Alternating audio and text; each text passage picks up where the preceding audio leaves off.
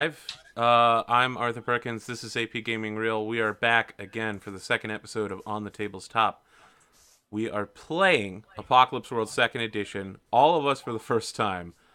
And Aricido asked us to do one thing, which was to not put animals in the game. So we decided to make the entire game about knights who ride cows Yeah, to ruin his thanks for life. that. Dave, You're welcome. we're going to check in with you real quick, aka Henley, playing Samuel Maxis the Cattle Knight.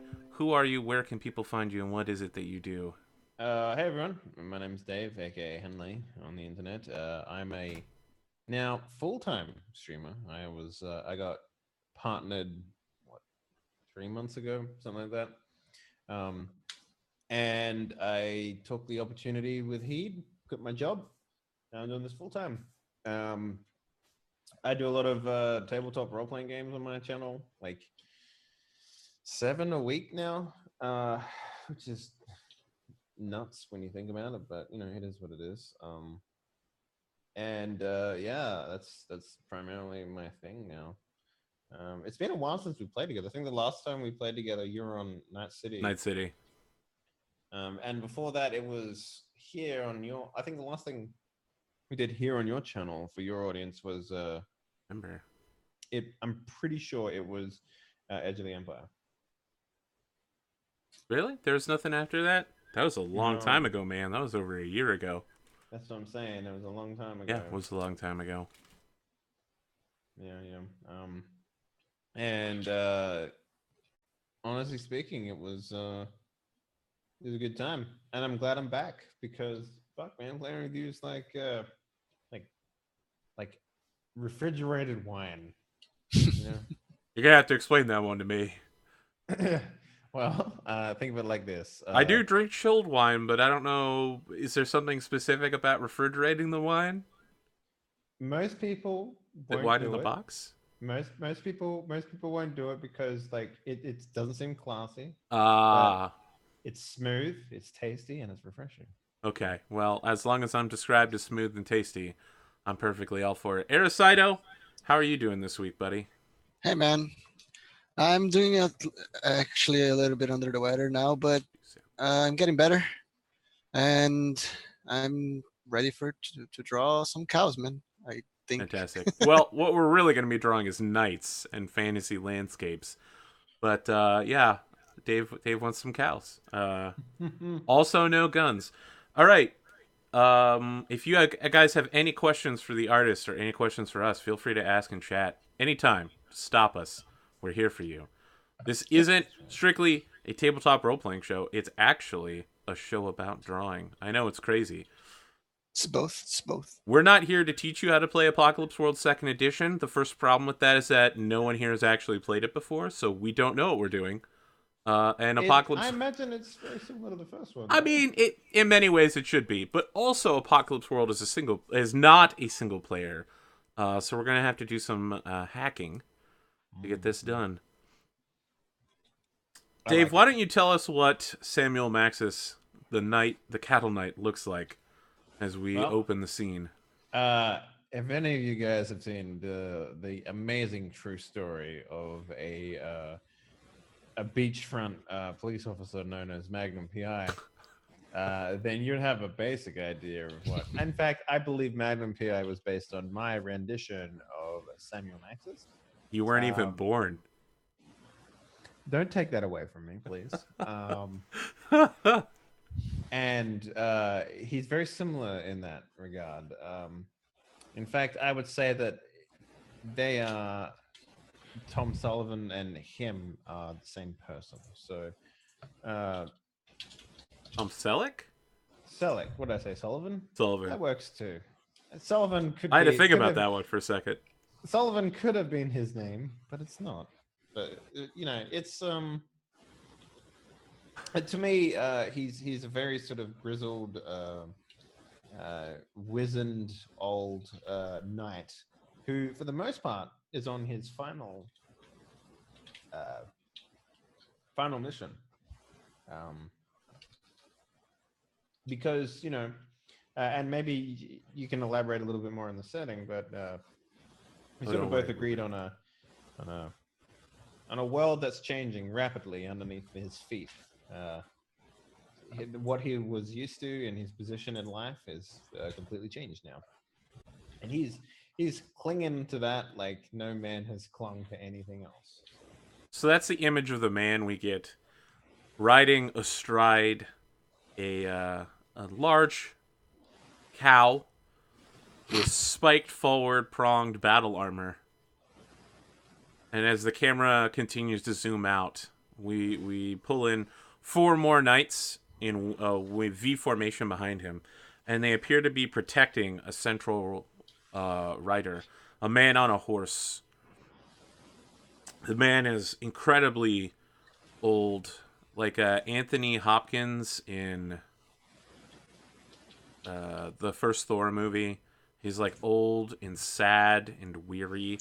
He's like what one day Samuel's gonna grow up to be.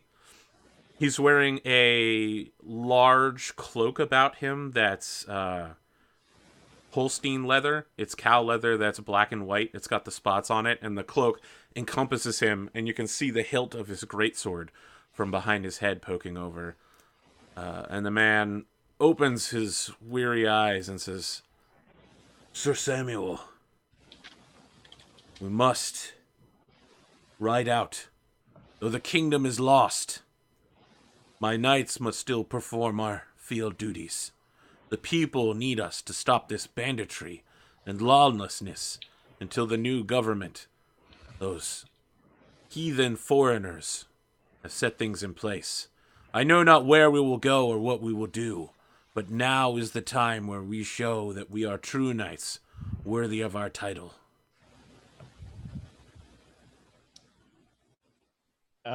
Maybe Samuel is just sort of like feeding bolts into his hand crossbow that he has, and, like, you know, and he's looking. He's sort of like not looking back, but sort of doing that thing where he looks over his shoulder. And he's like, "Yeah, we gotta prove that justice isn't dead just because our king might be." So the king, King Besaid, says, ride out with your brother knights. Sir Holstein, Sir Angus, Sir Kobe, and Sir Jersey. Kobe.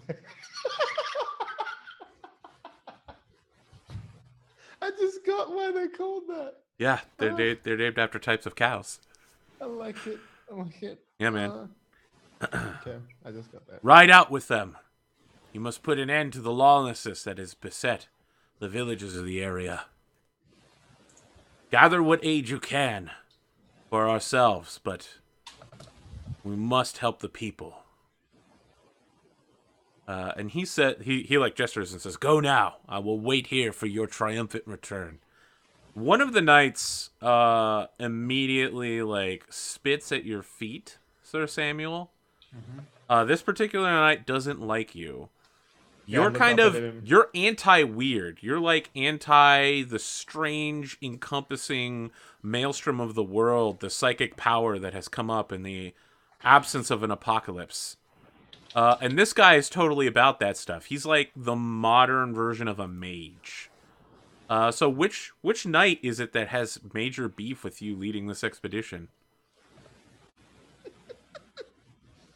I know, I'm real good. I think that my one wasn't even intentional. I didn't realize it until you started laughing. What were the names again? The only one I remember. Holstein, Kobe, Jersey, and Angus. Oh, it's gonna be Angus. All right. So Angus spits at your feet and says, "Sir Samuel, I'll follow you, but I do not trust you. You must open yourself to the world around you." Angus, why are you always so angry?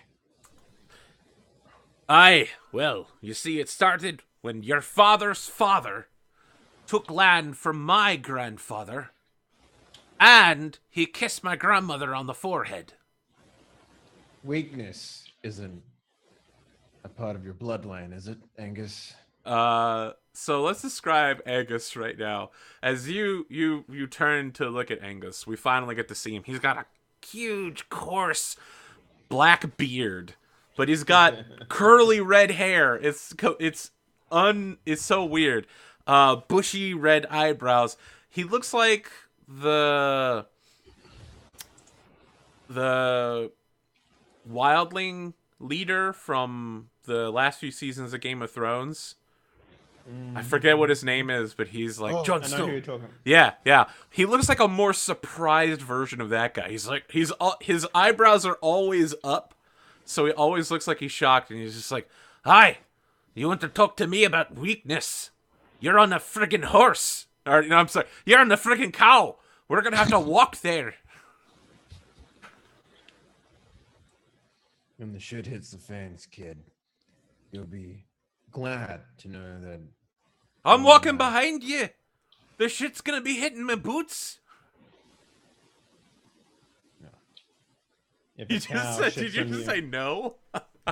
I said, well. It's like, well, if the only thing hitting you in the face is a cow pie, count your lucky stars. Aye. We do seem to be in quite a pickle. Well then, which direction are we going, Sir Samuel? To where do we lend aid? I like the idea that we're standing on top of a hill, like cresting a hill or whatever. Yeah, Assassin's Creed, you're like looking out along a bunch of villages. Maybe there's like a river going through a forest. Yeah. I like the idea that I look at the landscape. In one direction, peace. The other direction, fire and flames. And I'm like, it's a tough decision. I think we'll go towards the fire and the flames. Sir Jersey pulls out his lute and begins playing it. It's a familiar sounding tune. It's haunting. You've never heard it before, but your mind recognizes this tune. And he plays as you walk. Well, you don't walk. Your cow walks. Cows? Is it cows with guns? No. He's playing through the fire and the flames. On a lute. I assume it sounds particularly badass. Okay, so you head towards the war and the flame. When you arrive at the outskirts of this village, there are a number of raiders with big Viking helm. You know, they got like the curvy helm things, and big swords. And half of them are carrying crossbows. So let's say there's 4 of them. Okay. And the villagers are in a circle in the center of the village as everything's being set on fire. And these bandit knights are like kicking the villagers with their big, massive, black-clawed feet. And they're like, ha, you're weak, so you can't stop us. That's why it's our right to take all of your stuff. Ha. One of the crossbow knights sees your group approaching and cocks the crossbow. And he's like, boss, there's someone coming. They look armed. Your knights look to you, Sir Samuel. Move out. Gotta deal with these guys. I want to ask you. They know what you mean, but I don't know what you mean. Are you ordering your group to like go in there and engage these people in combat? Oh yeah. All right, so you're just charging in there. All right. Oh yeah. Let's Yeah. go. So as your group is, cowing in and your other dudes are coming in beside you, we see that the whole battle is taking place like in a satellite dish. That's been like dirt has filled the center of it. And the whole village is like sheltered by the satellite dish. And so the flaming village in the satellite dish is going down. We've got these guys charging in. The sun is lighting behind Sir Samuel. And I feel like you're going to have to make a roll here, buddy, because you're just going full ham. Let me analyze my move sheet here. It sounds like you're going aggro on somebody. No, you're doing battle. Okay, yeah. You're not... You haven't told them anything. You're literally just going to ride up and try to murder. All right, let's look for the battle rules here. Battle rules. What is your objective here? Are you trying to ride into single combat with the leader? Are you trying to take the village? Are you trying to just hurt the bad guys? What are you doing? I think right now, save the villagers. Okay, you're trying to save the villagers. Yeah, so maybe rout the enemy. Okay, all right. So you're trying to seize the villagers by force from people who've taken it. So you are going to exchange harm. Good God, that is a fucking chunky ass fucking bull. Can I just say, like, yeah. It's like, how does it move? How do the plates move? It doesn't matter. It doesn't matter. It's awesome. Rule of cool, man. I actually feel like the plates would probably move smoothly. That's how plate armor works. It'd probably sound like a paladin walking on the road. Oh yeah, for sure. It's gonna be loud. I need you to roll your hard. Okay. Now, right. What did we do? Do we mark that? Okay, we need to mark what those are on the sheet here. I think you ended up having 0 hard. Then? Yeah. So, all right. Yeah, 2 cool, 0 hard, 1 hot, 1 sharp, -1 weird. No, I went -1. I went the third one down. So we went 2 cool, 1 hard, -1 hot, 0 sharp, 1 weird. Oh man. I thought you were supposed to be sexy. All right. I mean, I am sexy, just all we'll work on sexy. Yeah, that's different. So 2 cool, 1 hard, 1 hot, 0 sharp, and 1 weird. Yeah. Yep. Let's roll it. All right. So I'm rolling my hard, so it's 2d6 plus 1. Do I get any bonuses here for nope. combat forever? Nope. We'll work on that. Oh yeah, 7. All right, a 7. You get to choose 2 options on the Seize by Force chart. Seize by Force. Where are they at?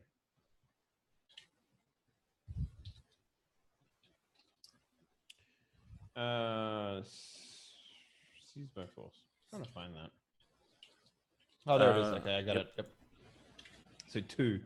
Okay. Inflict terrible harm. You suffer little harm. Take definite and undeniable control of it. Okay. You impress, dismay, or frighten your enemy. That's a good one. We'll go with that. All right. -1 harm taken on me. Okay. Yeah, okay. We'll do that, yeah. All right. What's the harm of your vehicle? The harm of my vehicle is... Actually, does your vehicle have a weapon?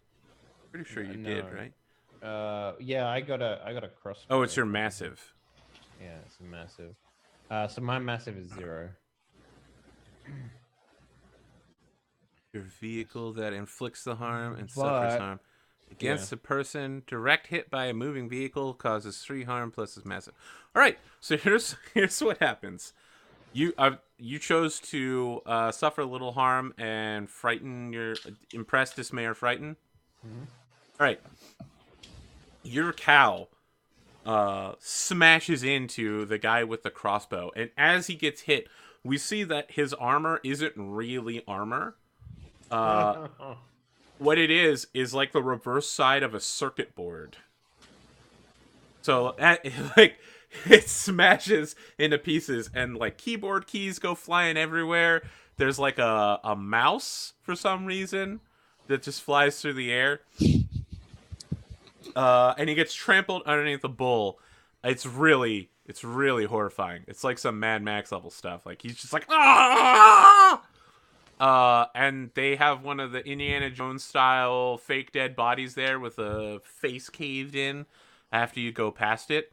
Your fellow knights rush into combat as well to take on the remaining 3 combatants. They engage in a short series of blows before the enemy retreats. Their leader is just like, no! Run away! They're too powerful! They have a cow! And as they're running away, we get a closer and better look at their equipment. They're using, like, machetes, like, siding off, like, their massive black boots are like combat boots that someone has put aluminum siding over and spray painted them black. Yeah, it's a very odd scene, but the villagers are looking confused. One of them is like, well, who are you? I stand with my back towards the wind so that my curly hair ruffles slightly. The bull's tail wisping in the wind in the same direction because that's how wind works. That's true. His little tassels that he has on the end of his horns blowing ever so slightly. I'm just your average knight, looking out for the good of the people. Your old king might be dead, and political means he's still fine, I guess, but... You're saying King Besaid is still alive? And that you're one of his knights? That's exactly what I'm saying. All right. And then maybe I like do like a smirk. Like it's like if this was like a police procedural or something like that, for no reason whatsoever, why I would even discuss that for nothing. It would be like the left side of my mustache raises ever so slightly to show like my canines in like a triumphant smirk, you know? Okay. And that's like my signature front of the DVD image. I think that Araside is drawing it right now. I think he's doing your Baywatch pose. So something unexpected happens. The old man is like, we should give you whatever supplies we have. We heard the king was dead. You are our sworn knights. And an old woman stands up and hits him with a pot and says, "Dangnammit, husband! These fools are following a fallen king. He might as well be dead. None of the other dukes will support him. No, we have to obey our new masters. Be gone!" And she waves her pot at you, Sir Maxis. "You get out of here! You're nothing but trouble, you and your weird sorceress kind, and your giant cows!" I can see that we need to move on. But know this, while that king might be politically murdered, he sort of like pauses for a moment, like a pregnant pause, like waiting for anything. Okay. He still loves his people and will do anything in his power, which, granted is not a lot, to protect them. So the old man says, "No, wait! Please, stay! My name is Whistle!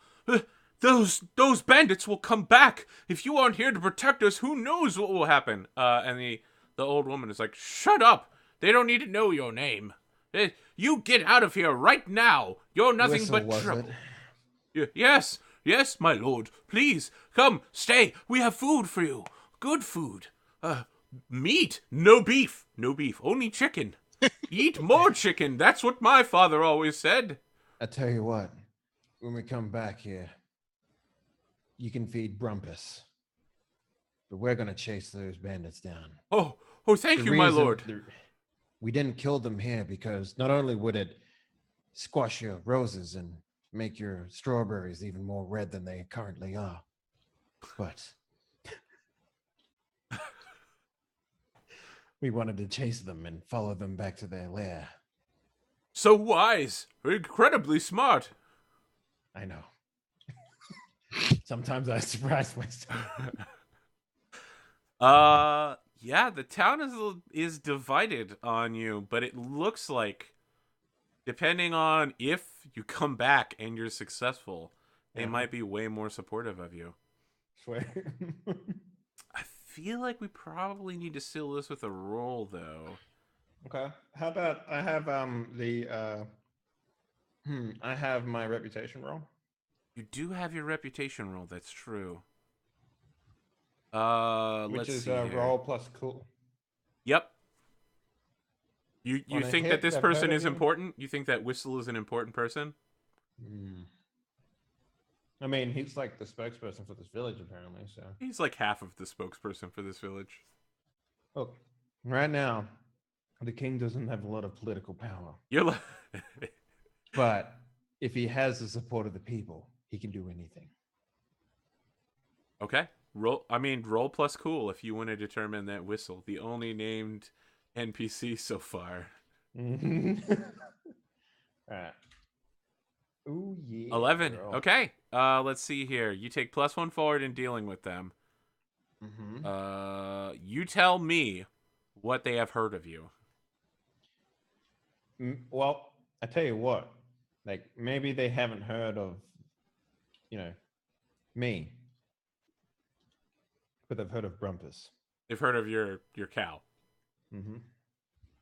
So, Because, the name of the knight that rode Brumpus before me.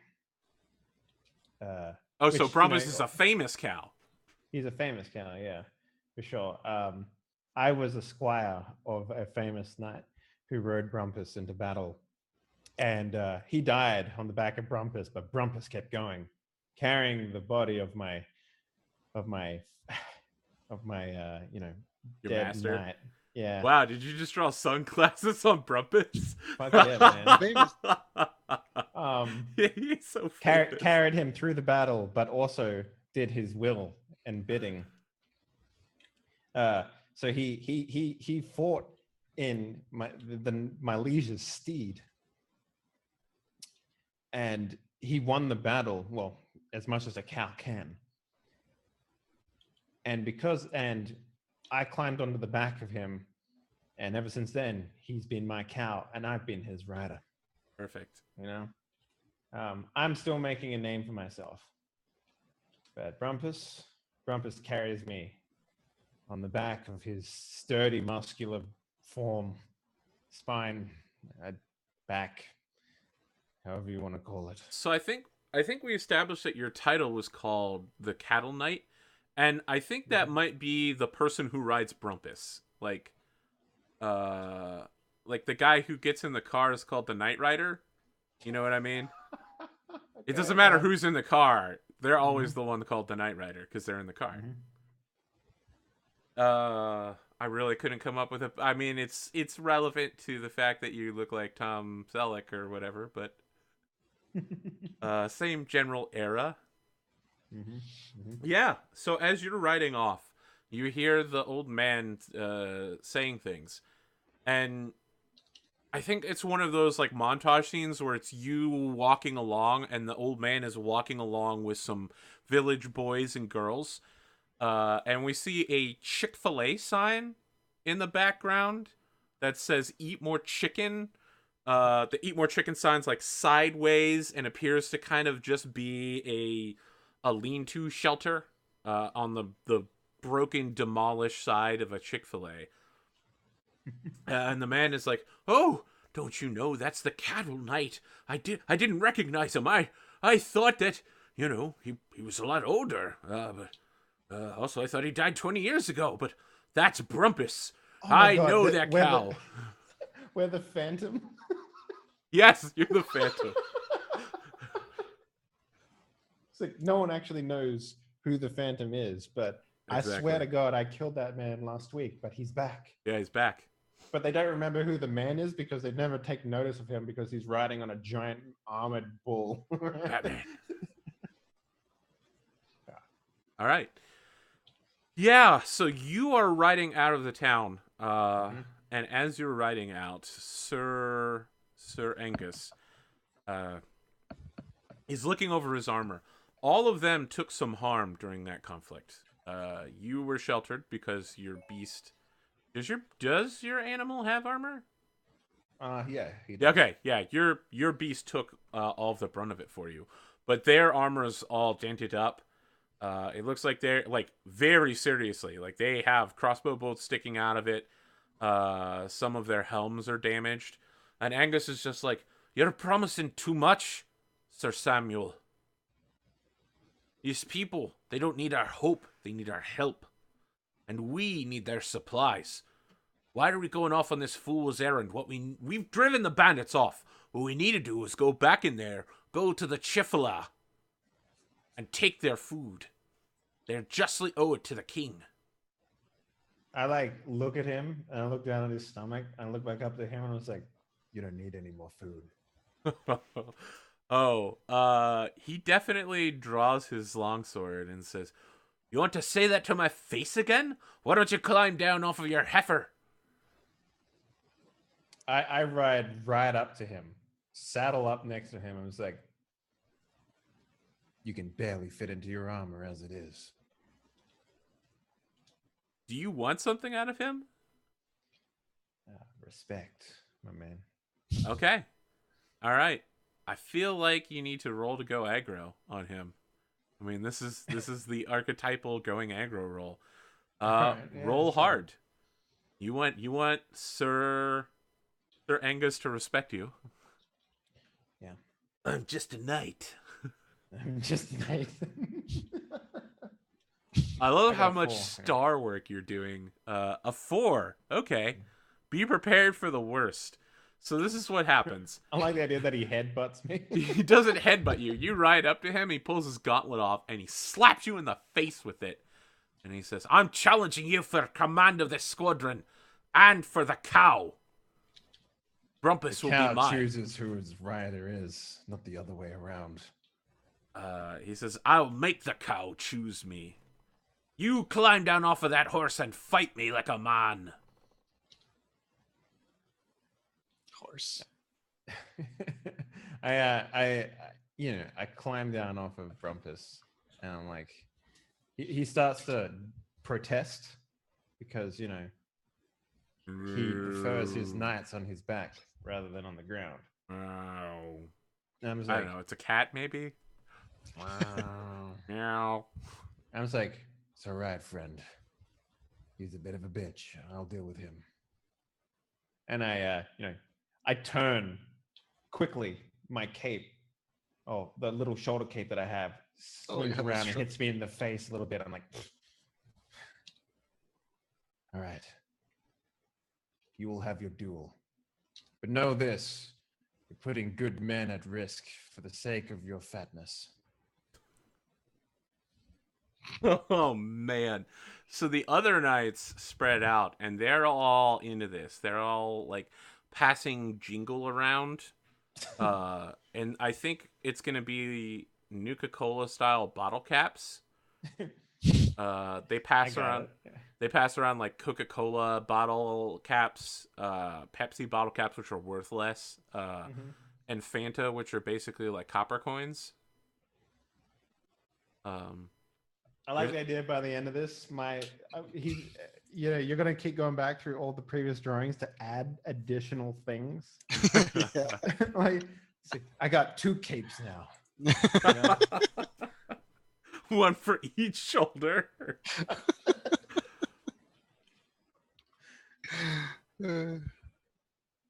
Arrow got upset when he found out that the Spirit of Winter had antlers and he didn't draw them. Yeah, man. It's okay. Everybody knew it was the Spirit of Winter, man. She was super happy to destroy everything. I should have paid more attention. All right. Yeah. You're in a bad situation. Like, the remaining 3 knights have formed like a triangle around you and are now like shouting for either you to kick his ass or he to kick your ass. And the town you're just outside the town, so the town doesn't see what's happening here. Like, no one's gonna walk over and be like, "Hey, are you guys fighting?" That's weird. You're supposed to be knights upholding the law. Yeah, exactly. The previous law. Why are you fighting each other? It's like, There's probably a hill in your way, like blocking the town. We can see the satellite dish, but we can't see the town. Like, the hill is big enough to block the view of the town.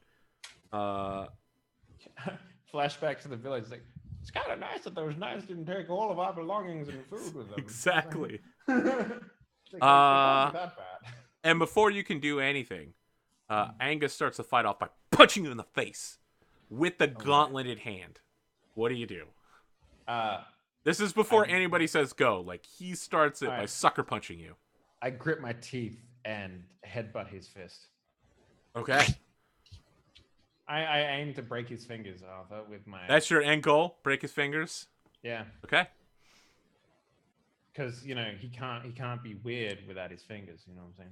Is that a thing we're establishing now? That like using the maelstrom requires you to have your fingers free to do like? Yeah, you have to do like this sort of stuff. Yeah, you gotta do like weird. You gotta do Naruto style hand gestures. Fox, Raven, Hippogriff. I ran out of. On you. Yeah, I ran out of real animals very quickly. I had to go to fake animals. Oh man, what if the 4 sons were the 4 houses of Harry Potter? The Maelstrom's based off of that. Okay. Anyway, let's get less silly and more murdery. Yeah, all right, I'm down. Yeah. I'm down. You are exchanging harm with this fellow, and I feel like, let's see here. You want to break his hands. Hell yeah. You're doing single combat with him. Roll hard. Fucking 10, A 10. boy. All right. So there's a single combat move. We're using all the advanced moves all at once, guys. Just in case you're wondering, this is stuff that you don't necessarily have to even use in the game at all. You inflict terrible harm, or I suffer little harm. You get both of them. So you yeah. inflict. Yeah, you. I mean, you have a hand crossbow, right? Mm-hmm. Do you want to use it? No, I'm just. All right, you're just I'm gonna punching make him, this- so you're dealing 1 damage, but you get a bonus damage for your terrible harm. Yeah. Okay. Yeah. So all I'm doing is headbutting his fist right now.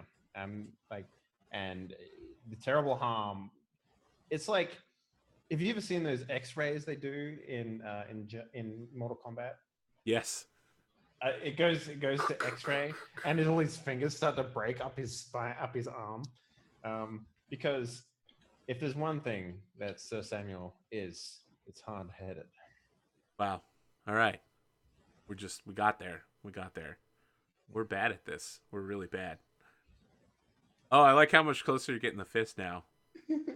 Yeah, of course you want to stop the fist with your face. That's the plan.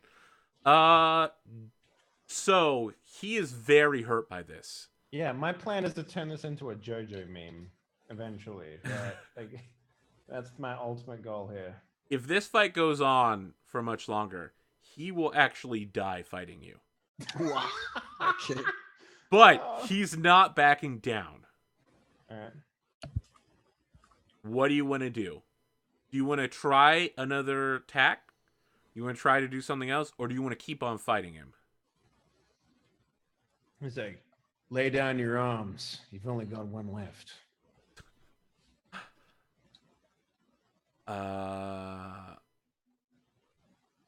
Why don't you go ahead and make a manipulate roll? Okay. Well, Manipulate no, I don't is- think it's manipulate. It's aggro, because you're telling him what you want to do, and you made it Yeah, clear that you want yeah. to do it. It's rolling hard again. Okay. So for a second, it looks like he's about. Oh, he rolled a 6. Yeah, he looked like he was gonna do it. And then the other, like, for a moment, there was silence between the two of you as like his whole arm shattered and everyone could hear it. And you tell him to surrender, and he's about to do it. You can see it. He's about to stop. And then Jersey speaks up, and he's like, yeah, get him, boy. You got this. And he's like, that's right. I can't back down. I have my knightly honor. Oh, sorry. He's Scottish. I can't back down. I've got my knightly armor. And he just gets back in there and tries to punch you to death. All right. You want to keep single combating him? Yeah, sure. I'll keep Okay. combating him. I mean, tell me what you're doing. He swings again. I again headbutt his other fist. Roll plus hard. An 8. Okay, you get to pick inflicting terrible harm or suffering little harm. And we're doing terrible harm again. I break his other fucking wrist All right. and fingers. You are going to take 1 harm this time. That's fine. So I'm as proving it a happens, point just- here. he gets a right hook around and it hits you in the jaw, and you're like, "Argh!" and you spit out some blood. But then you whip your head back around as he does another right hook, and you smash it down into his fist, and his second arm shatters. And he falls to the ground in shock, and you can tell he's bleeding out and dying. Like, if no one helps him, he's gonna die here. And Jersey and Holstein are both shouting like, "Yeah! Ah!" Yeah, I bend down on one knee and I'm just say, if you give me your word on your knightly honor and accept the fact that I've disarmed you, I will help you and save your life. My head. He can't do anything. He's literally in shock. He's like paralyzed from the horrible. I like look around at everyone pain. and I put my hand up to his jaw and be like, help me. And I'm like, okay, I will. Do you have a first aid kit or anything like that? I don't think you do. You have Ottoman's worth for barter. I guess if you want to say that you have a first aid kit, you can pay a barter and have that. Okay. Yeah. Yeah. Because someone's gonna need to stop his horrible bleeding because both his arms are shattered. I'll save him. Yeah. All right. Yeah. You get to work. And after you do, the rest of the knights join in. At first, they look like they're gonna stand back, but then Holstein, Kobe, and Jersey step in and start like stripping him of his armor, helping wrap him up, clean the blood off his face. And Jersey says, "Hey, boy, listen, I'm gonna have to take this dude back to the king, yo." Make sure he gets the treatment that he deserves. If the king asks what happened to him, tell him he fought admirably against an opposition far greater than himself. So Jersey undoes his plate gauntlets, which takes like 30 seconds, and then he like cracks his knuckles. So he spent the whole time taking the gauntlets off so he could crack his knuckles, and he's like, when you say you want him to get the treatment he deserves, do you mean I need to take him out behind a creek and beat him up or something before we take him back to the king? No. Oh, okay, because I mean, that's how we do it up in Sir Jersey's county. St. Jersey. The home of the Angus beef. Anyway, he's like, no, save his hands. He's no good to us without his weird. And let's be honest, he sucks at combat, so. Yeah, boy. Yeah, he does. All right. And so, he helps Sir Angus up and gets a, arm under his shoulder and starts limping back, which leaves you with just Sir Holstein. Mm-hmm. Holstein's just like, Sir Knight, do you think we can take on the rest of those bandits with just the two of us? There are only 4 attacking that village, and there are only 3 left, but who knows how many they may have back in their base, or what nefarious plans they have. Lucky for me, you're the smartest of the 4. Together, you and I can come up with a plan that will defeat these villainous people.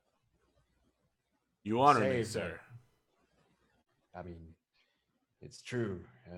He picked a fight with his own friend and broke both of his hands against my face.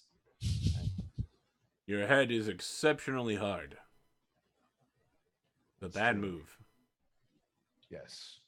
I would have went for the stomach or something if I was him, but that's not the point.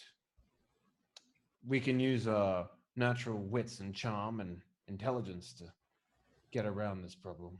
No one really finds you attractive, Sir Maxis. It doesn't matter if they do or not. I believe I am. Therefore, I am. So Sir Holstein takes that as like a weird philosophical thing, and he's like, I'll think on that. He's like, you make a good point. Yeah, I mean, he doesn't believe you immediately, but he's like, I wonder if that's true. Chicks dig confidence. Yeah, that's what he's going to come to the conclusion of, I guess.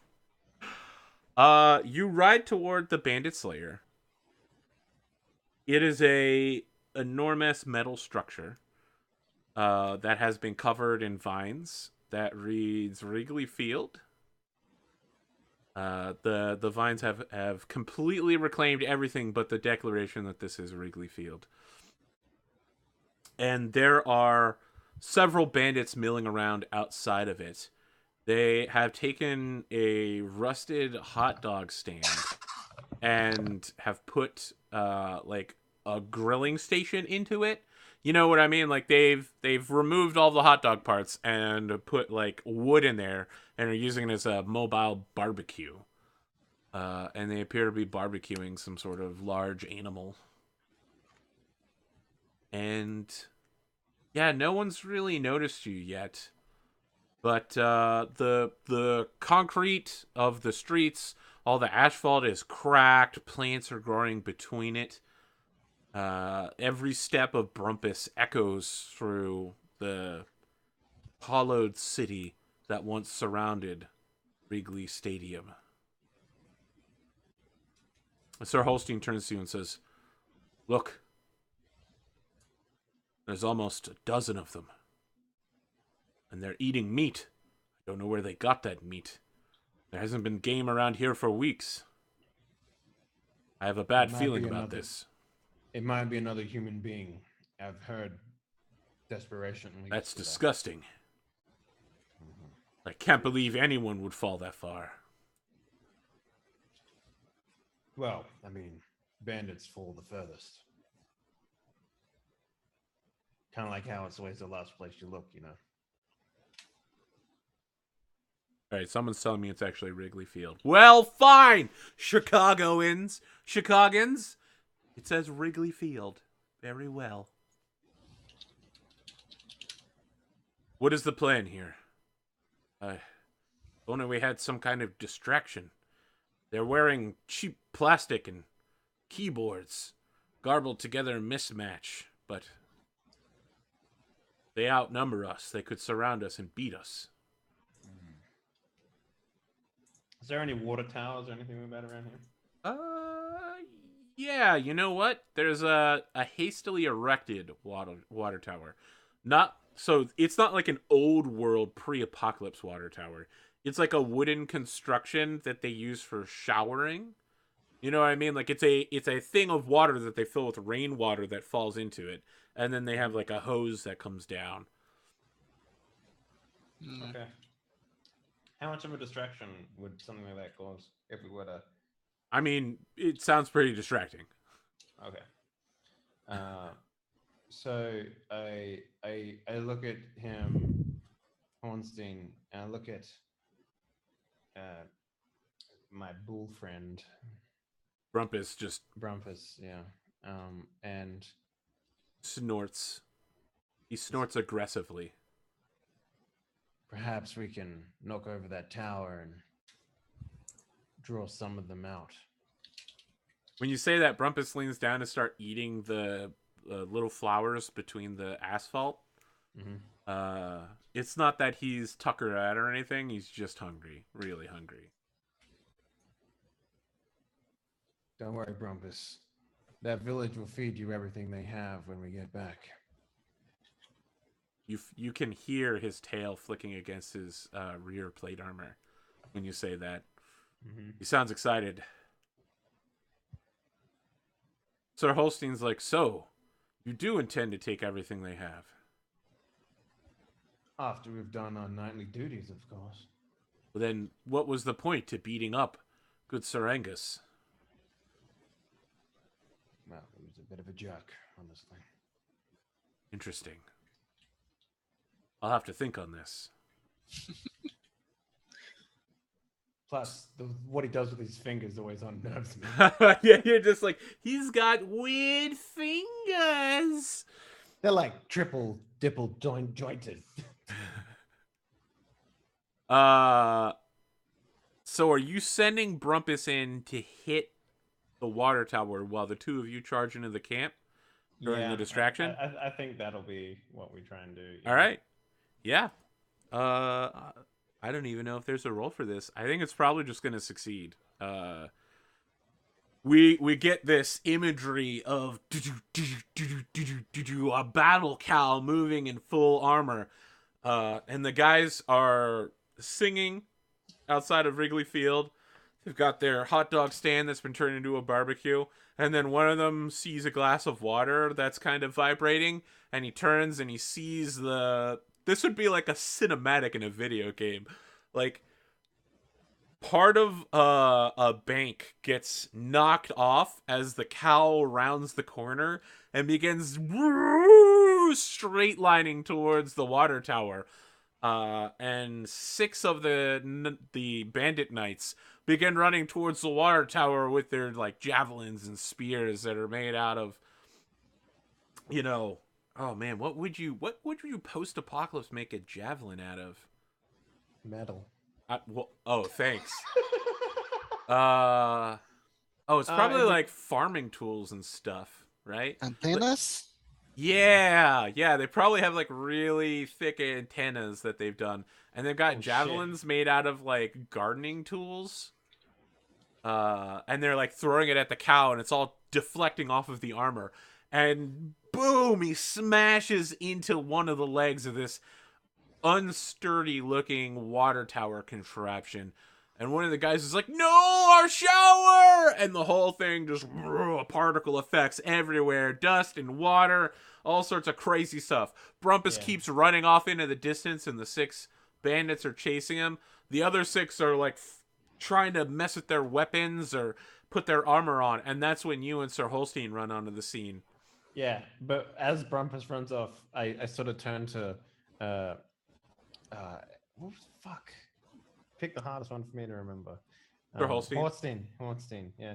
I pull up my crossbow to my arm, my hand, like, and in the James Bond pose, I'm just like, let's go. All right, I'm gonna make Arrowsider's day so much worse. What? The leader of the bandits. All right, they're standing outside of an overgrown baseball field. He's got a keytar. It's not working. Like, he moves towards you with the keytar on the outside of his weird... Is it like one of those guys who you see on the subway who like plays an acoustic guitar, but you can't hear the stuff coming out of the acoustic guitar, so he's just like strumming it and he's singing? You can only hear the singing, but you can't hear the acoustic. He's like playing it, he's just like, nothing's coming out. He holds his hand to the base of the keytar and pulls a sword out from inside of it. So that's like his sheath. He just pulls it out. And he says, "I am the Baron of Wrigley. You think you're here to gum up the works? I recognize you, Sir Maxis. The Cattle Knight. Was my father. Samuel, then. It's time for you to surrender. There's 6 of us and 2 of you, and our friends will be back in a minute after they get done slaughtering your cow." So I sort of like come out from behind the water barrel that I'm hiding behind because my armor was poking out around it. And maybe like I cusp my curly hair as well, like the little the little tiny like cusp that I have, and I stand up and I'm just like, "You're very perceptive."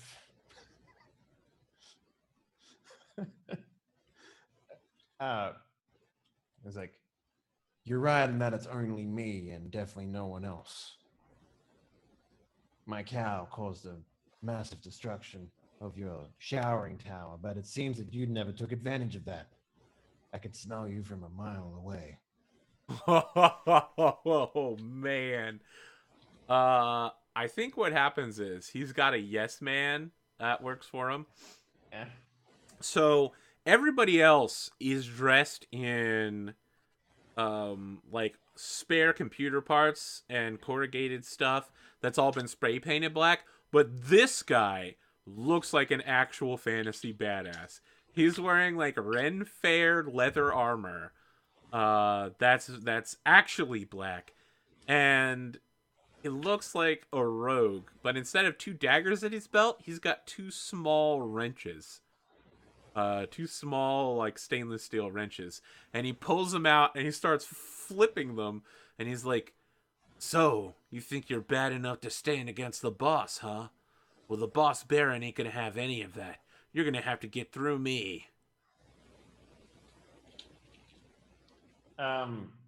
So while this is happening,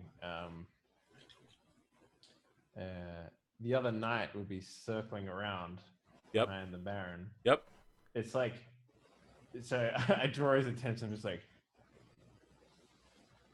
why don't both of you come at me at once? I mean, there's 6 of them, just to remind you.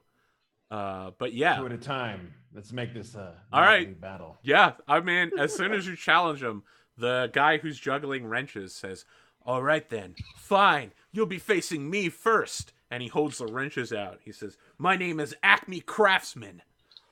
And he rushes at you, like, with these things, and he's like using them like boxing glove, not boxing glove, but like rolls of quarters, you know, to give you more force behind your punch. Yeah, he's like swinging with them to give you like super hard hits. Okay. And his boss, the boss Baron, is coming in as well with his sword and Kitar armor. Yeah. The remaining 4 are spreading out around you, and you know you've got Sir Holstein. He's coming in from behind them. He's probably like you see him. He pokes his head out from above the hot dog stand, and he like is taking pieces of meat off of there. He's like, he's waiting for you to give the signal, but as long as you aren't, he's just eating some fresh meat. Yeah, got it. You can see him like making gestures at you, like. I just stoically let the wind blow my curls a little longer. All right. And he's like, "You're not ready to die just yet, right?"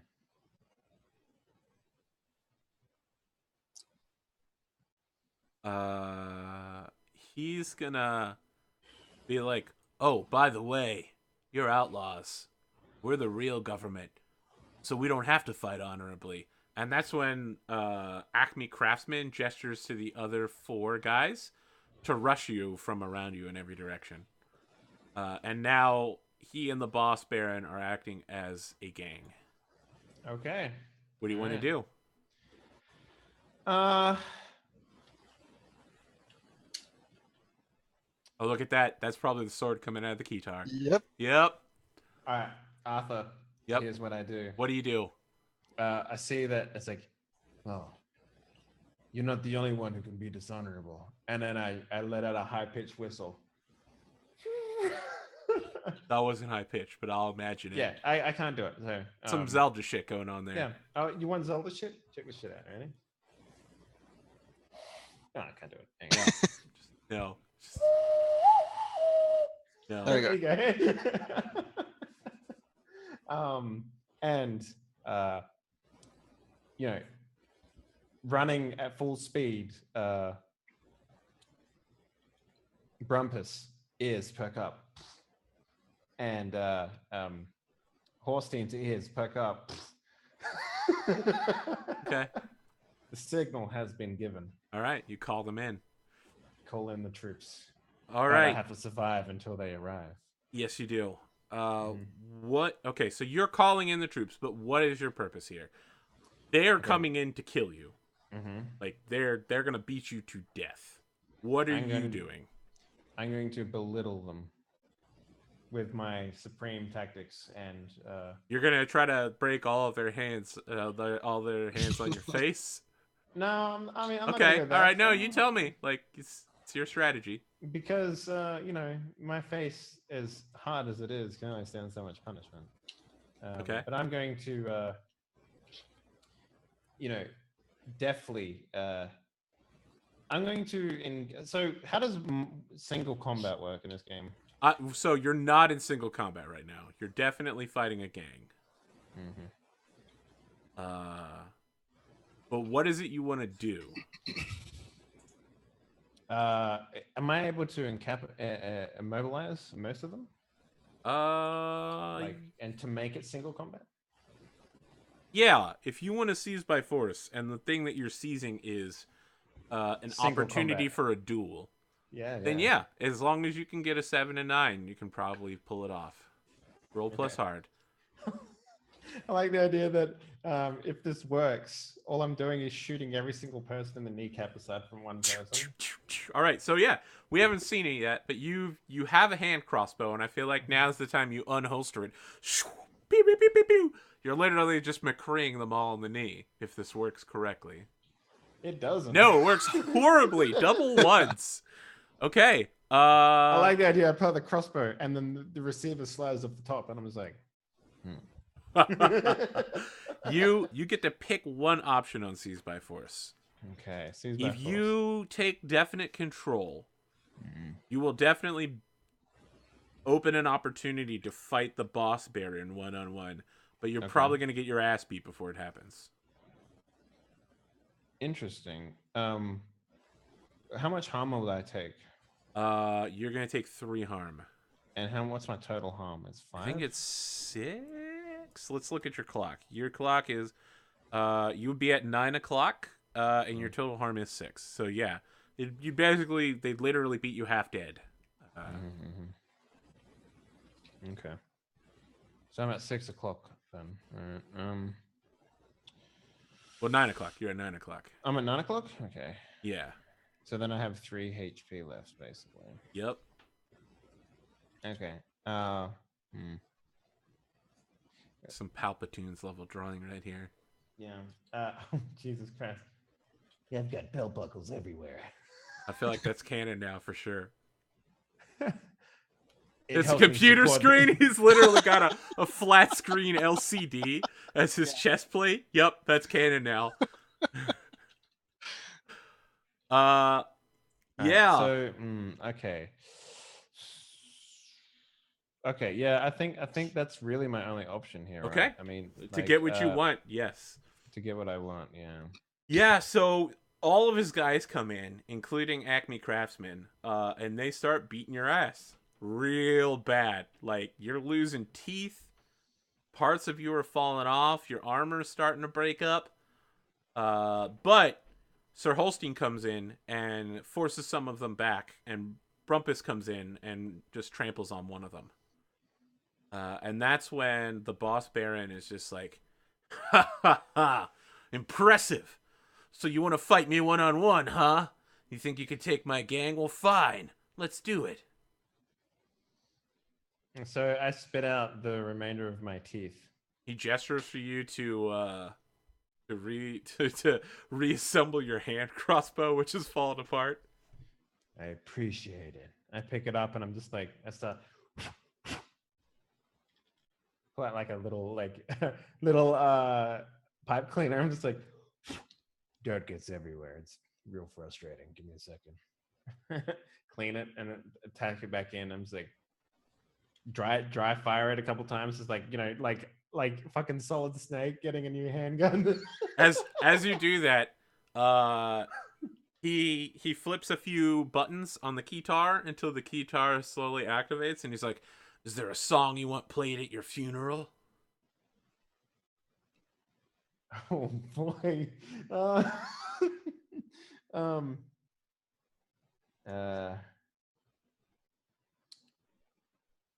Parasite, this is shit. amazing. This is amazing. This is the best armor I've ever seen. Yeah, it's pretty solid. Does my cow have any guns on it? No, it doesn't. It's. Okay. I mean, it is a weapon, but only because of its big size. Okay. I can't really think of an appropriate song. It's like, only children listen to music. So he starts playing "Don't Fear the Reaper," and one of his goons says, "I don't know, boss. Needs more cowbell. You're gonna have to give him more cowbell." And after he gets done playing it, he's like, "That's the last thing you're ever gonna hear, Cattle Knight. So let's do this then." And he stands in front of you, and then he starts going Super Saiyan. Like, for real, I'm not kidding. He's calling on the weirdness of the world, and his hair, like, starts growing back and going spiky, and he's like, "They don't call me the Boss Baron for nothing. Well, you ready to die, punk?" I like the idea that And if you give me the opportunity to do this, I will definitely do it. What are you gonna do? Like he's doing the Indiana Jones like sword thing, and I'm just like, ugh, I just shoot him. Sorry. Okay, let's roll hard. Single combat for sure. All right, single combat. Yeah, Cool. he's making some weird stuff happen, and you're like, I don't like weird stuff. Pow, bam. Wait a second. Is this the same guy that I'm This is drawing the same right guy. now? This is the guy with the key Okay. I got Nate. You got Nate. All right, you get to choose. Do you inflict terrible harm or do you suffer little harm? So -1 harm. As in Negative I'm harm going and harm would be good. You're gonna die if you don't suffer -1 harm. Yeah, I think I'll by process of elimination, I will pick suffer little harm, please. Tell me how you shoot this guy and how he dies. He definitely stabs you in the... So, like, he gets in close to you with his Super Saiyaniness, and he just, like... Hang on, There's no stab, but there's a lot of cuts. He's just like, ah! Ah! I know, I like the idea that he comes running in, and he stabbed me with his Kitar sword. And I'm just like, ugh! And he's just like, I got you, Kettle Knight. And then I put the gun underneath his thing and just put a bolt through his head. Yep, it And just then- comes out the other side. And then, like, His hair I settles down reveal- and ungrows. Yeah. I reveal underneath my armor that he hit. It's like, I put a sword-shaped shield somewhere on my body, and you were stupid enough to hit it. What? What? Yeah. Flashback to my childhood as being being a what do they call them? A knight. God, I'm Wire spacing. page. A squire, yeah, being a squire, and maybe I'm like, crying on the dirt, and my my liege comes up and he's like, "Why are you crying, Samuel?" And I'm just like, "The other kids, they have cool armor." And then he like flicks down this like shield like this. He gives it to me and he's like, "Wear this at all times. It'll protect you more than anything." And I like the idea that you can't see the Lord's face because he's like the sun's behind him. and I'm looking up Yep, at him he's sort of shadowed. thing. Yeah. Is this literally like the Batman scene from the shitty old Batman movie where he takes like a tray and uses it to block bullets? Yeah, pretty You've much. literally just got like one little plate of armor and he hit you exactly where that was. Okay. did. Well, it's gone, man. That thing is shattered. Yeah, I'm holding it. I'm just like, "Thank you, my liege." And he's like maybe a shadowy, like a no-face guy from the sun, just like gives me a thumbs up and just disappears again, like fucking. The sun literally is wearing sunglasses right now. Listen, I knew when I was going to play with you that this is going to be a weird, fun... Arrow was like, it's going to be so dark and edgy, and I was like, no, that was EPMag. This is going to be a hilarious, fun romp, and it's going to make no sense at all. Yeah. We're Monty Pythoning this shit. Yeah, I mean, you destroy this dude, for sure. He's dead. Seconds later, Holstein beheads one of the guys who isn't looking, and holds his great sword out, and is just like, "Ah, stand fast, knaves. We've defeated your boss, Baron. Now you belong to us, probably." I also like that Brumpus doesn't heed any words and just spears two of them at the same time on either So there's arm. just one Like, left. There's literally just Acme Craftsman is the only guy who's left, and he's like, "Well, I don't know. What are we doing here, guys?" It's literally just got his boxing gloves up. He's like looking at you, looking at the cow, looking at Holstein.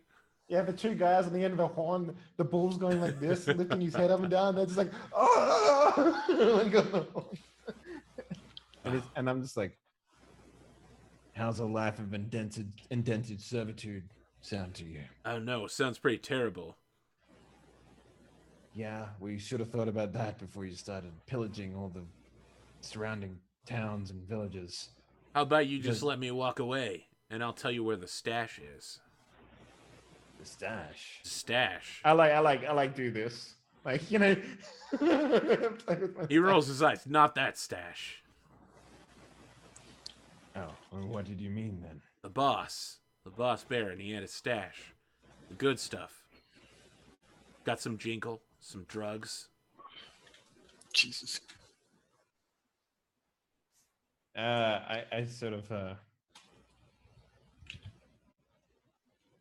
All right, you show us this, and if it's good enough, that'll buy your life. No, I'll tell you where it is, and I walk away now.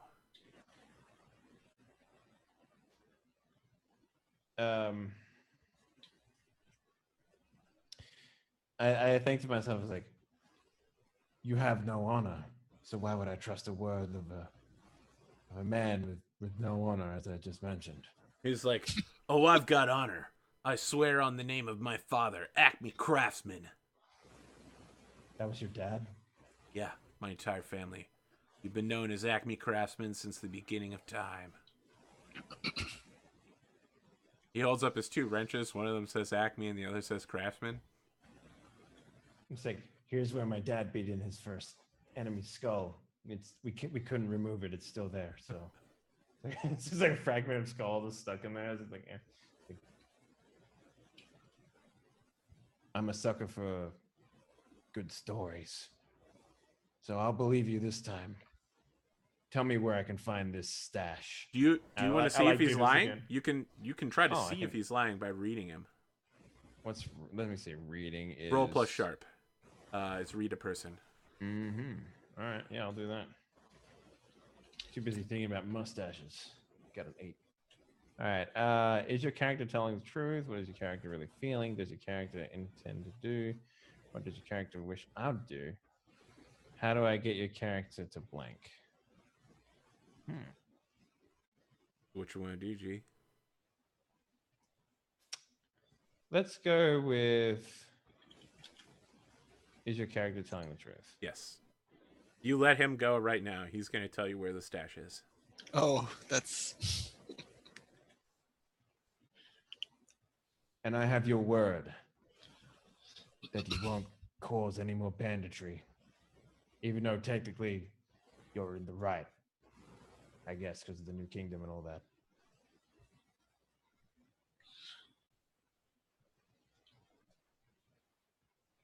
You know what? He says, you know what? The new government follows a policy that hasn't been done since the apocalypse, the old days. They call it vacation days. I've saved a couple up. Wait, what's a vacation? I don't know, but I'm going to go on one. My God. This new government sounds like it might have all the answers.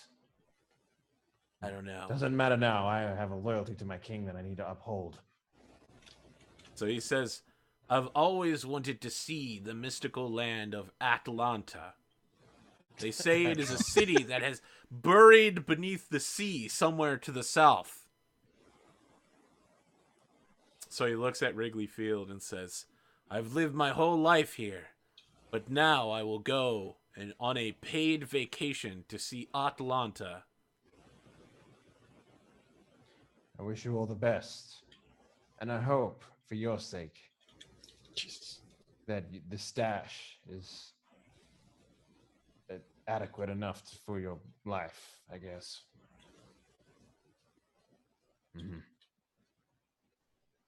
Yeah, so he tells you the stash is underneath home plate. 20 meters that way. No, it's under home plate inside Wrigley Field. Oh my God. Yep, I know. That's a great place to hide something. I know. No one would ever think to look there.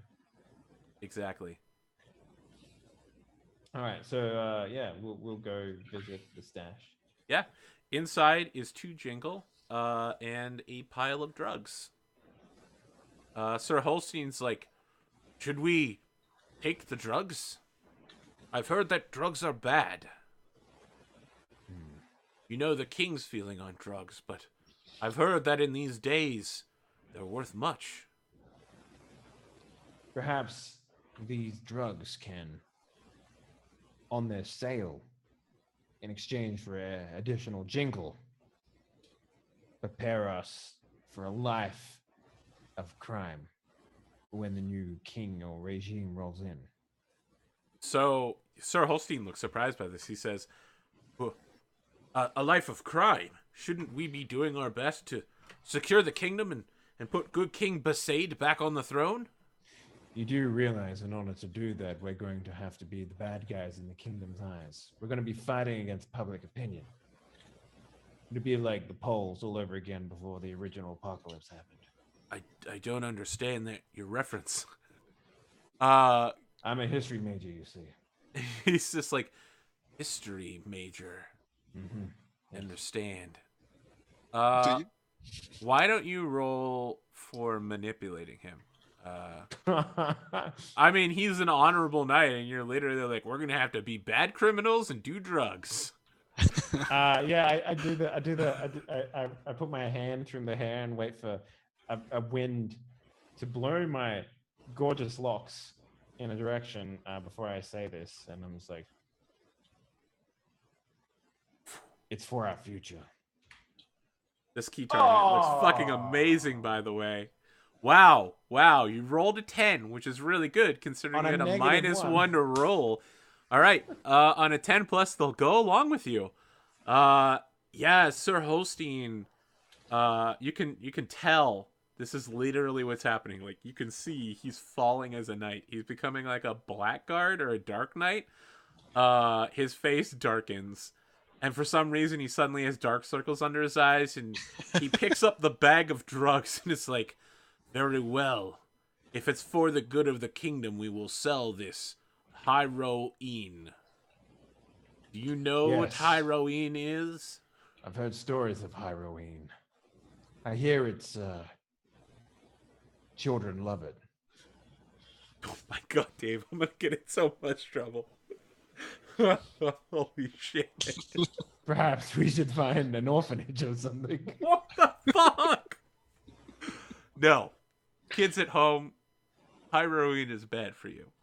Don't do it. Just don't. Don't listen to Dave ever.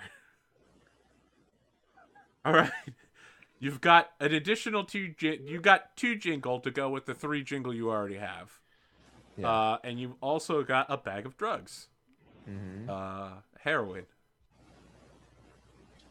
And heroin, please. Heroin. I mean, that he's just reading it phonetically off the bag. That's how you spell it, though. What are you doing next? Like, he's definitely having a moment here where he's like, this is my life now. I'm definitely gonna ruin everything and do crime. He's having an inner monologue.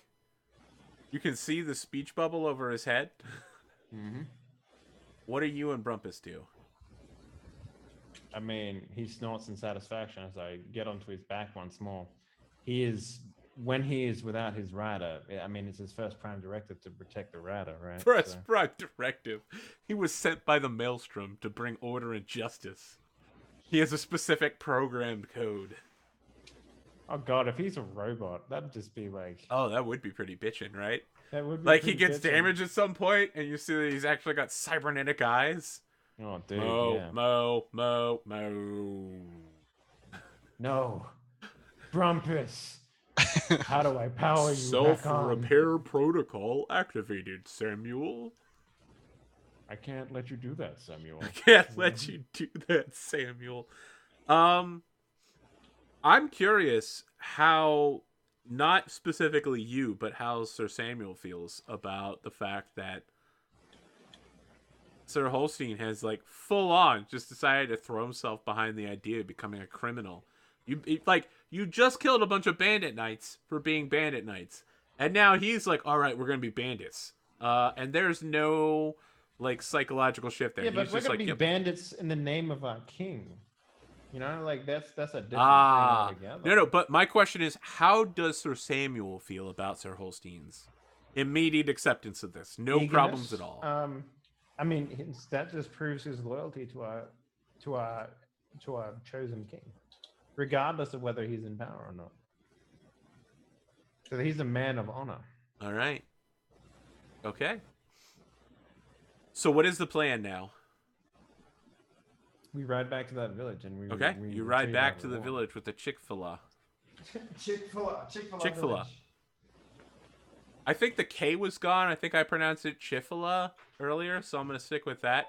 You ride back to the village of Chick-fil-A. They're at the Chick-fil-A. When they see you coming, The villagers are all super excited. They see you have fewer knights than you went out with, and that you're both like battered and bloodied, but that you're coming back. And what was his name? Whistle.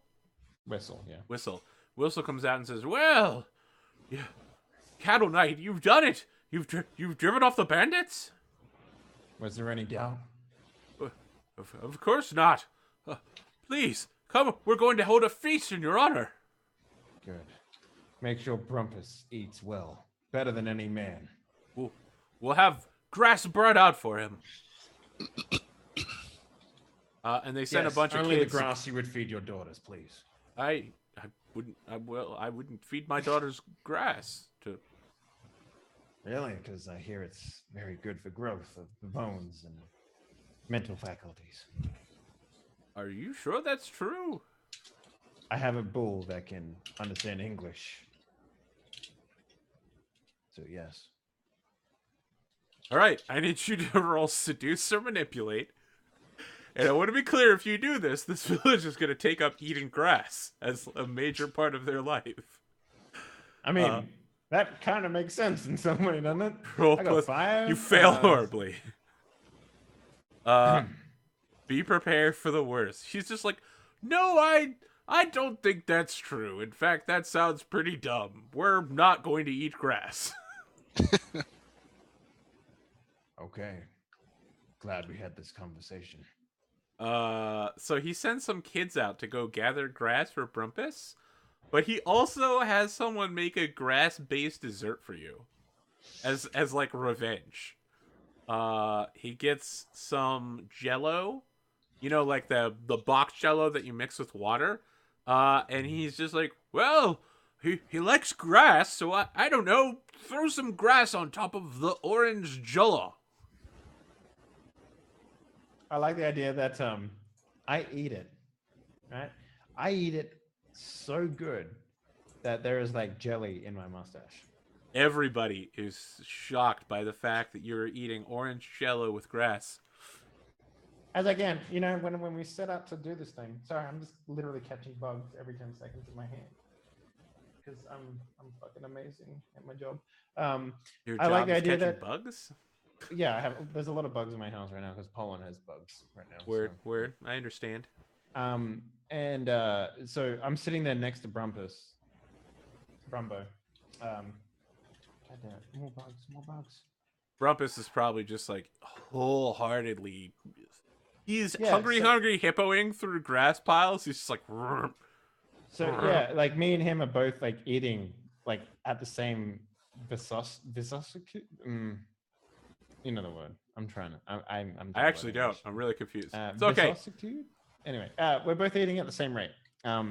So he's sitting literally like I'm sitting at a bench, and his head is next to me, eating off a plate next to me, sort of thing. Because I treat him like a human because he's my companion and friend. And I'm eating this Jello, and he's eating this grass. What else would they serve? Give me an idea here. Chicken. Oh yeah. This village has a motto: eat more chicken. Mm-hmm.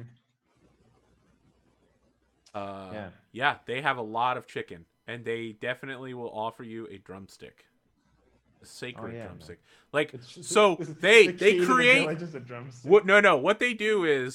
What they do is they make chicken sandwiches, and then they offer you the first chicken sandwich out of all the chickens. They're like, please, Sir Knight, my wife prepared these.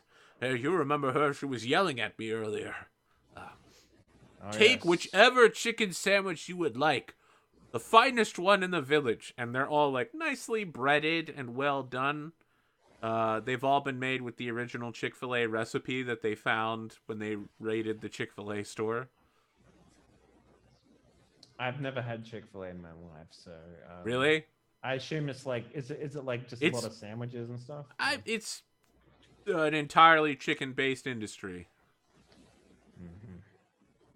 Yeah, I look at them and I'm just like, I'll take that one, and it's sort of like one that's clearly like the guy put off to the side. I was like, to eat himself.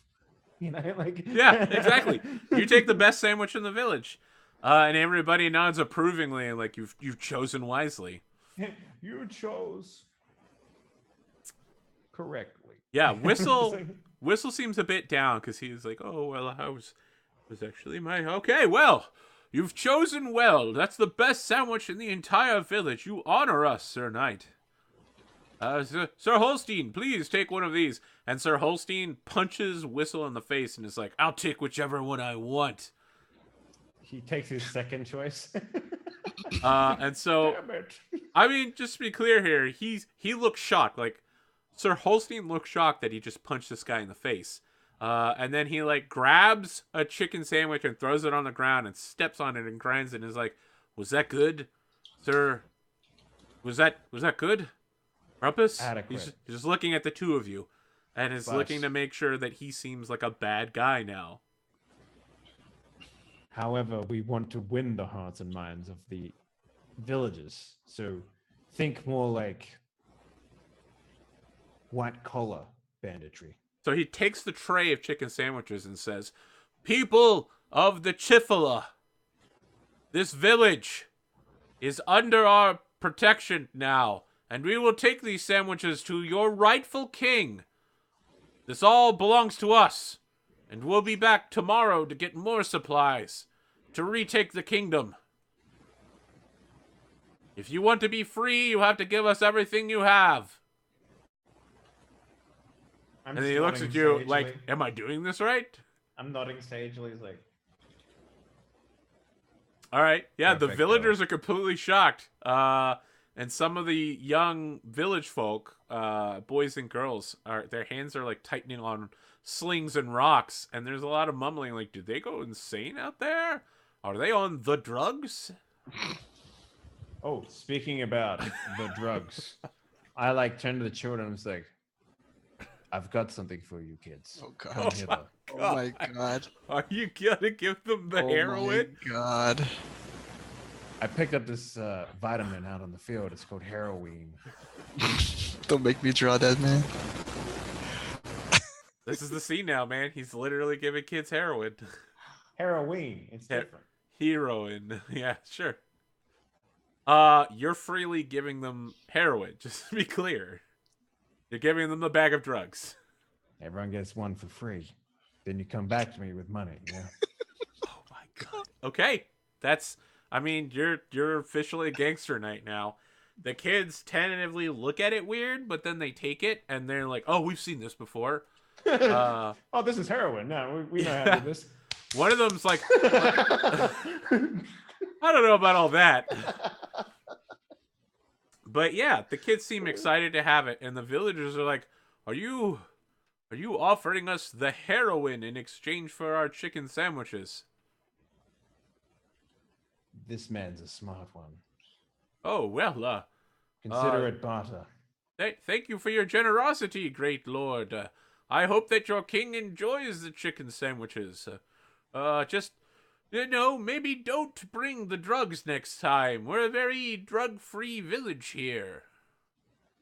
Desperate times call for desperate measures. Well, and I suggest you measure these in milliliters more than anything else. We don't use milliliters here. We only use American units.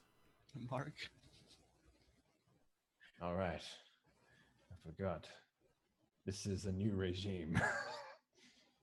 An evil one. Yeah. They demanded that we go back to the old system, with feet and stuff. It was weird. Yes. When they started measuring out the roads in decapitated feet, it was an interesting decision. I don't know why they made it. I don't know why either, but I also don't know what an ounce is. If you ever played pool before. Yes. All right. You know the ball that has the number 8 on it? Yes. It's like that. Oh, that's quite heavy. Yes, it's called an 8 ball. Oh. Oh, sorry, I'm tall. I'm not certain that's correct. I'm no How much expert. experience do you have with drugs? Because I'm no expert apparently on have a drug lot. paraphernalia, but I'm pretty sure your explanation sounds totally wrong. I used to run Vice back at the Capitol. Wow, Dave. Wow. The Vice Squad. What does the Vice Squad in medieval times even look like? You know that scene from Shrek when they hunt down Shrek and Puss in Boots, and they pull out like catnip from the back of him? Oh man, really? They're, like hot air balloons and everything, you know? Like... This is the silliest episode I have in a while, man. Thanks. Oh, you're welcome. If there's one thing I can do, it's bring the bands. You know? Yep, it's bring the lols. Yeah. Unless you have something else you want to do, the night's gonna pass, and these kids are about to go do heroin. Oh my god. Good job breaking AP. I mean, it's not hard. If we've been completely honest with each other. AP is a bit of a softie when it comes to these sorts of things. You're literally feeding kids heroin. That's all I'm saying, man. All right, yeah, yep. no, we let it pass, and okay. Yeah, you've got like 24 chicken sandwiches.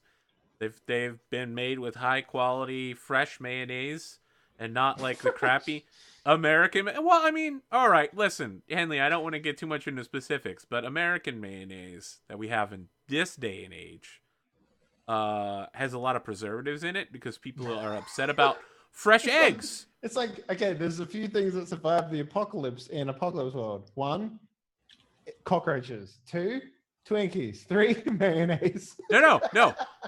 This isn't surviving mayonnaise. They like made this last night. This is fresh eggs. Mm-hmm. Okay. All right. Yeah. Okay. I can get down with that. Yeah. So it's fresh mayonnaise. It's not like something you'd get in a jar because it's not going to last very long. It's only going to be good for a couple days. And like nicely cut lettuce and toasted buns. But of course everything's cold because it's overnight. But yeah, you've got like 24 Chifala sandwiches from the village of Chifala. They're premium quality. This is high quality chicken sandwich stuff. So I guess we take it back to. Oh my god, is that him eating the orange jello Yeah. the grass? I mean, it's an important scene when the Bible is made of this episode because it's what the aliens take to understand. No one is gonna ever take this episode. People are just gonna watch it on mute so they could see Arrow draw. I think it's a fantastic episode. Okay. Listen, it's a good episode, but no alien is ever going to take this one, man. All right, yeah. I feel like Star Wars they're more likely to take. Yeah. Remember when the Death Star showed up? Yeah. It was a good time. That one. Yeah. Which one? The first one or the third one?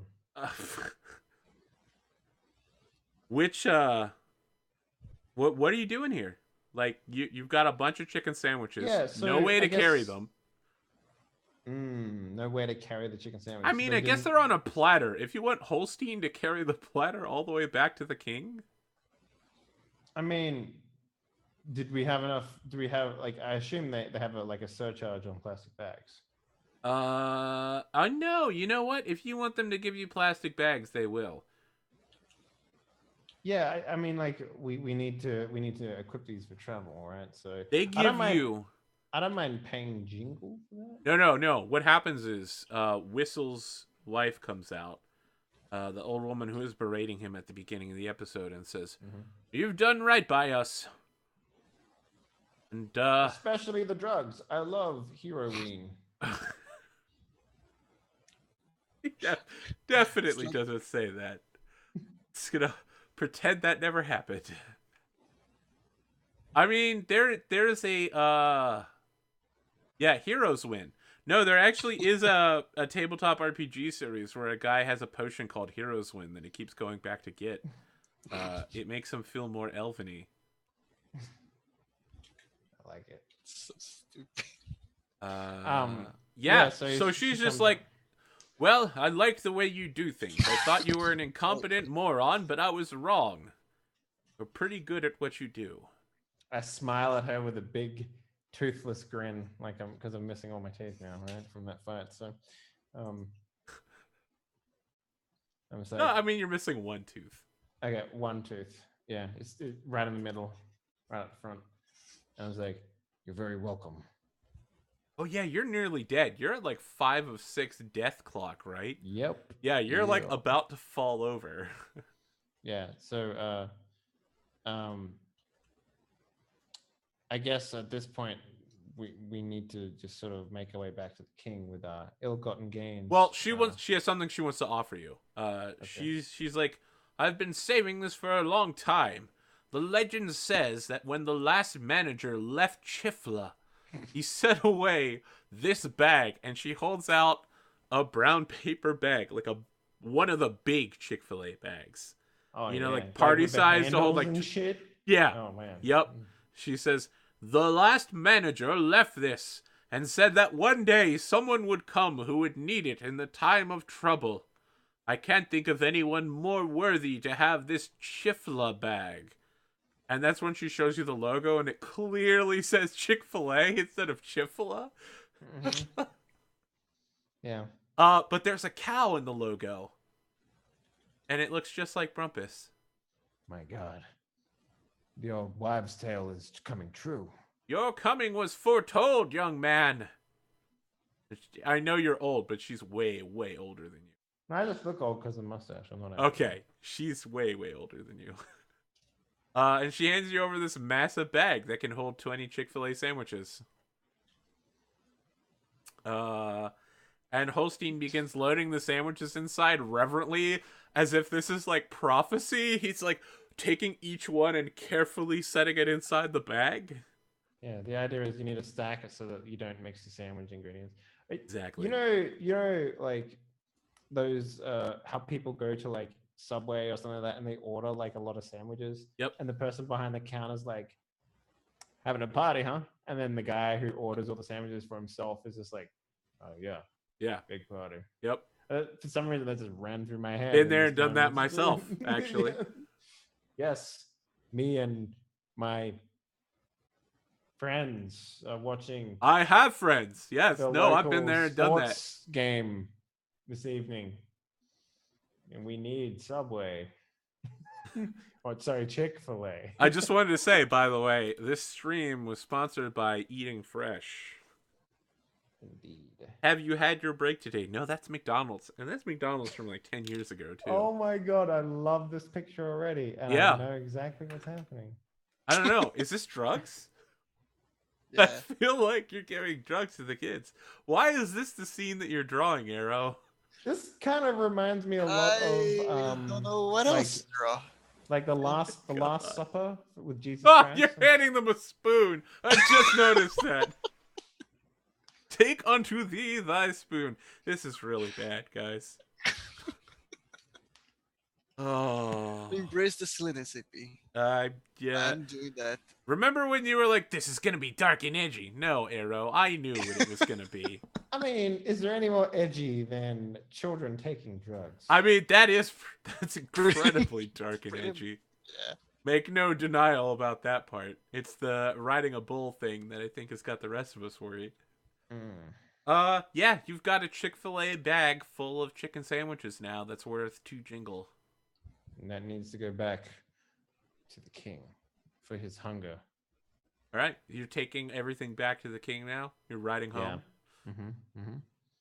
As you ride home, Sir Holstein, who's carrying the bag of 20 sandwiches while you ride comfortably in your bull, is just like, Did we do good?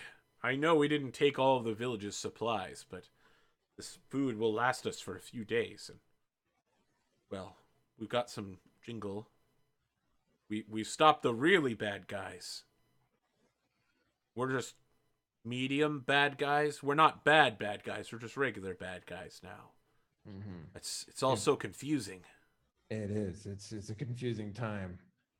Things were much Those simpler. men that we fought, they appear to be within the right side of the law now, which makes us on the opposite side of the law. My entire life I've spent serving a king and his ideals. And now those ideals have changed, making us the enemy of the state. I know exactly how you feel. What can we do about it? We just have to change those in power back to how it was previously. Then we're on the right side of the law again. And everything will make sense once more. What if we did something really, really gangster? Like, attack the new king? What if we just went up and killed him? I like your muster. We can definitely do something like that. Think so? Perhaps. We will need all of our knights together for one final attack. I'm sure they've repaired. God, I forget his name now. Sir Angus's arms are broken, sir. I mean, you're nearly. He just looks at you. He's like, "You're nearly dead," and Angus basically is dead. It will be months before Sir Angus recovers. Well, then perhaps we ride for the final time to take the new king's head. He looks contemplative and says, "Is that how it will be then?" My legacy will be removing the power of sanity and replacing it with the power of justice. He looks at you like, "What?" I mean, the new king is the head of sanity. Insanity. Sorry, what did I say? Sanity? Oh, yeah. I meant to say insanity. Listen, when we write the book of this later, you'll have said insanity. Yeah, okay. That makes perfectly more sense. Yeah, we will just pretend we didn't have this part of the conversation. I mean, the new king's name is Sanity, so, I mean, you can see why I got confused, right? So. Is it really? I just always thought of him as the new king. Yeah, his name is Sanity, but he's insane, which kind of is ironic in some weird way.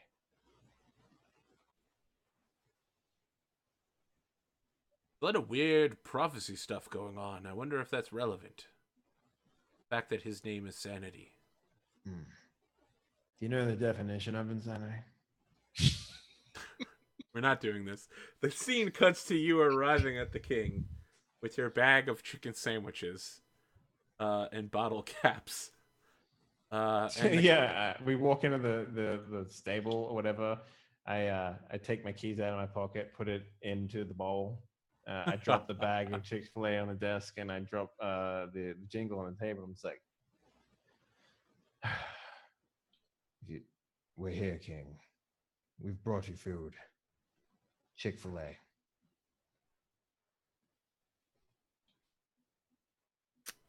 Yeah. So in the background, there's a logo that says Dunder Mifflin Paper Company. It's very faded, given that it's over 100 years old. And the king looks up from his cubicle and stands up with a precise regalness and adjusts his black and white cow cloak and says, "You've done well. We shall feed on these chicken sandwiches and grow in strength." And he gestures to it's a Xerox machine that Sir Angus has been laid out on like a medical bay. He's down just like, so. Sir Angus was set upon and fell in honorable combat, but Sir Jersey has brought him back here. You've all done well, mine brave knights. Let us feed on this Chick-fil-A chicken sandwiches. We will grow strong. Strong enough to fight back against the usurper, Sanity, who is ironically insane. Yeah, be careful with the sandwiches. They might be a little sweaty. Yeah, I feel like the party, the four knights and the king and yourself sitting down to eat chicken sandwiches in a paper company. Everything's all rusted over too, and probably like all the particle board stuff's been knocked over. There's one of the cork boards, and instead of it having like tasks to do, you know what I'm talking about, like Trello stuff. Yeah. It's just like, the world has ended. It's like posted up there. And that's our outro scene for the first half. Oh, you got something? I was about to say, it may be one of those things where it's like, don't dead open inside the things. Yeah. Like, but you know, the zombie apocalypse is long over. This is a different apocalypse. Yeah, it's totally different. We ride cows in this apocalypse. Mm-hmm. Listen, if in 5 years there's a whole bunch of shows about cow apocalypses, I'm gonna be really upset that I didn't get some advertising rights on that shit. Hell yeah.